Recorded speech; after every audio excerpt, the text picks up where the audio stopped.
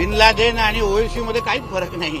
आता काही महिन्या आठवड्या अगोदर तो इम्तियाज जलील काय बोललेला की आम्हाला महाराष्ट्र हिरवा करायचा आहे. एमआयएम मध्ये आणि पीएफआय आयएसआय अल-कायदा मध्ये काहीच फरक नाही. ती दहशतवादी संघटना आहे. संभाजीनगरमधलं कसं निदा खानला अटक झालेली आहे, त्याच्यानंतर आता एमआयएम कुठेतरी त्यांना पाठीशी घालण्याचा प्रयत्न करते. सगळं आता कारण ती दहशतवादीच संघटना आहे.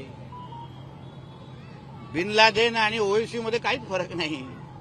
तो तेच काम करतोय जे बिन लादेन करत होता अल-कायदाच्या माध्यमातून.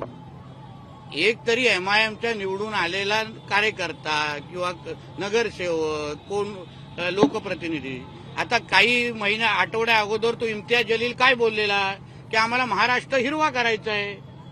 असा कुठला राजकीय पक्ष आहे जो अशा पद्धतीची भाषा वापरतो. म्हणजे त्यांच्या एमआयएम मध्ये आणि पीएफआय आयएसआय अल-कायदामध्ये काहीच फरक नाही. ती दहशतवादी संघटना आहे. दहशत करणं, जिहाद करणं विविध माध्यमातून हेच त्या एएमएमचं काम आहे. म्हणून ती जी काही निदा खान आहे जी कॉर्पोरेट जिहाद करत होती त्याला ते लोक समर्थन करणार. म्हणून त्यांचे कॉर्पोरेटर, त्यांचे पार्षद त्यांना समर्थन करतायत, नगरसेवक त्यांना समर्थन करतायत.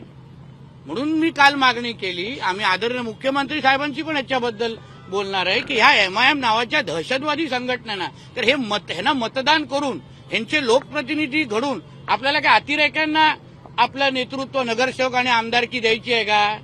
म्हणून त्यांच्या नोंदणी रद्द करून टाका ही आमची सगळ्यांची मागणी असेल.